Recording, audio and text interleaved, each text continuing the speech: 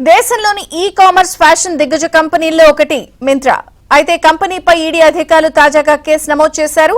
విదేశీ పెట్టుబడి నిబంధనలకు సంబంధించి మింత్రాతో పాటు అనుబంధ కంపెనీలు, డైరెక్టర్లపై దర్యాప్తులో భాగంగా కేసు రిజిస్టర్ చేసింది ఈడీ.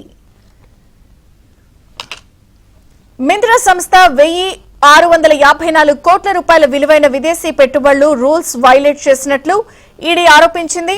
తమకు అందిన పక్కా సమాచారం ఆధారంగా మింత్రా డిజైన్స్ ప్రైవేట్ లిమిటెడ్ కంపెనీపై బెంగళూరు జోనల్ ఆఫీసులో కేసు నమోదు చేసినట్లు ఈడీ వెల్లడించింది. మింత్రా సంస్థ హోల్సేల్ క్యాష్ అండ్ క్యారీ వ్యాపారంలో ఉన్నట్లు చెప్పి విదేశీ ఇన్వెస్టర్ల నుంచి ఈ డబ్బును స్వీకరించినట్లు అధికారులు గుర్తించారు. మింత్రా ఎక్కువగా తన ఉత్పత్తులను వెక్టర్ ఈ-కామర్స్ ప్రైవేట్ లిమిటెడ్ అనే సంస్థకు అమ్మగా విక్టర్ వాటిని రీటైలింగ్ చేసింది.